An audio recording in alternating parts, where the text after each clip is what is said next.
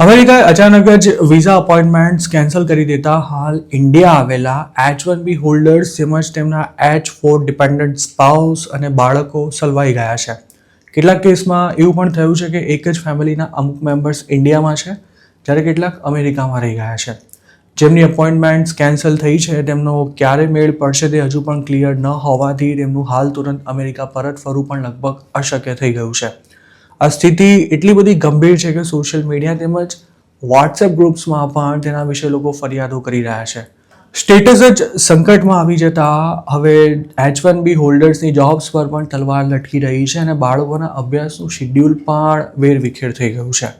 અમુક કેસમાં બાળકો તેમના પેરેન્ટ્સથી અલગ થઈ ગયા હોવાનું પણ જાણવા મળી રહ્યું છે. ડિસેમ્બરના 3rd અને 4th વીકમાં જેમની અપોઇન્ટમેન્ટ્સ હતી તેને કેન્સલ કરીને તેને માર્ચ 2026 કે ત્યાર પછી રીશિડ્યુલ કરવામાં આવી રહી છે અને અમુક કેસમાં તો છેક જૂન 2026 સુધીમાં અમુક લોકોનો નંબર આવે તેવી પણ સ્થિતિ જોવા મળી રહી છે.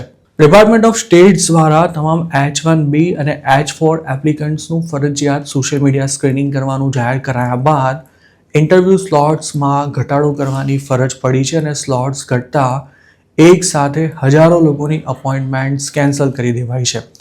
US એમ્બેસી ઇન્ડિયાએ એક્સ પર કરેલી પોસ્ટમાં જણાવ્યું હતું કે જે લોકોને વિઝા અપોઇન્ટમેન્ટ રીશેડ્યુલ થઈ હોવાનો ઈમેલ મળ્યો છે તેમને નવી અપોઇન્ટમેન્ટ ડેટ આપવામાં આવશે તેમજ જો કોઈ જૂની ડેટ પર ઇન્ટરવ્યૂ આપવા પહોંચી જશે તો તેને એન્ટ્રી નહીં મળે. જોકે જે લોકો પોતાની અપોઇન્ટમેન્ટ રીશેડ્યુલ થઈ તે પહેલાં જ ઇન્ડિયા આવી ચૂક્યા છે તેમની સ્થિતિ હવે સૂડી વચ્ચે સોપારી જેવી થઈ ગઈ છે. તેઓ સ્ટેમ્પિંગ માટે જૂન 2026 સુધી રાહ જોઈ શકે તેમ નથી કારણ કે આટલો લાંબો સમય તેમને ઇન્ડિયામાં રહેવાનું આવ્યું તો તેમની જોબ સંકટમાં આવી શકે છે. અમુક લોકો એવા પણ છે કે જે હાલ પોતાના US સિટીઝન સંતાનો સાથે ઇન્ડિયા આવેલા છે પણ પેરેન્ટ્સ વિના તેમના સંતાનો પણ પાછા ફરી શકે તેમ નથી. સોશિયલ મીડિયા પર પોતાની સ્થિતિનું વર્ણન કરતા આ મામલે એક H1B હોલ્ડરે જણાવ્યું હતું કે તેણે સપ્ટેમ્બરમાં સ્લોટ બુક કરાવ્યો હતો અને તેને ડિસેમ્બર 18ની અપોઇન્ટમેન્ટ મળી ગઈ હતી પણ હવે તેને માર્ચ 30, 2026ની તારીખ આપવામાં આવી છે. આ વિઝા હોલ્ડરની એવી પણ ફરિયાદ છે કે પોતાના સંતાનોની સ્કૂલ શરૂ થતી હોવાથી તેને કોઈ પણ ભોગે જાન્યુઆરી સુધીમાં અમેરિકા પહોંચવું પડે તેમ છે પણ હવે તેને એપ્રિલ સુધી ઇન્ડિયામાં જ રહેવું પડે તેવી સ્થિતિ સર્જાઈ છે.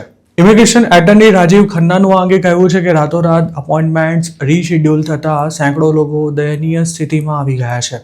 જે લોકો નવી ડેટ પર ઇન્ટરવ્યૂ આપવા જઈ શકે તેમ નથી તેઓ તેને રીશેડ્યુલ કરાવી શકે છે પણ તેના માટે માત્ર એક જ ચાન્સ મળવાનો છે અને જો વિઝા ફી ભર્યાના 1 વર્ષથી વધુ સમય થઈ ગયો હોય તો તે એક્સપાયર થઈ જશે મતલબ કે નવી એપ્લિકેશન માટે ફરીથી વિઝા ફી પણ પે કરવી પડશે. ઇમિગ્રેશન એટર્ની એલન ફ્રીમેને હાલ સર્જાયેલી સ્થિતિ અંગે એવી ચેતવણી આપી છે કે જેમની અપોઇન્ટમેન્ટ્સ રદ થઈ ગઈ છે તેવા ઘણા લોકોને પોતાની જોબ પણ ગુમાવવી પડશે.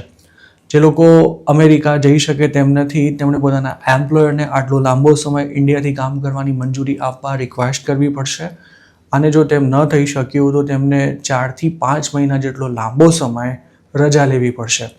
જોકે હાલ યુએસની ઇકોનોમીની જે હાલત છે તેને જોતા તેમજ કામકાજનું જે પ્રેશર હોય છે તેને ધ્યાનમાં રાખતા કોઈ એમ્પ્લોયર પોતાના H1B હોલ્ડર એમ્પ્લોયને આટલો લાંબો સમય ન તો રજા આપી શકે તેમ છે કે ન તો તેને ઇન્ડિયાથી કામ કરવાની પણ મંજૂરી મળશે.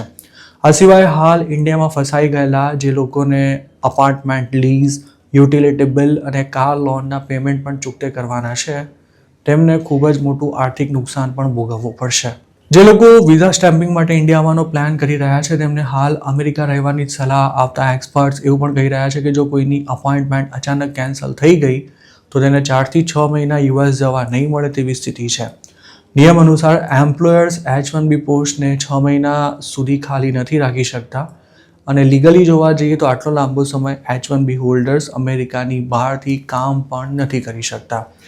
જો હાલ કોઈ H1B વર્કર ટ્રાવેલ કરશે તો શક્ય છે કે તે અમેરિકા પહોંચશે ત્યાં સુધીમાં તેની પાસે જોબ નહીં રહી હોય અને તેના ડિપેન્ડન્ટ્સને પણ પોતાનું સ્ટેટસ રિન્યૂ કરાવવા માટે લાંબા ડિલેનો સામનો કરવો પડી શકે છે.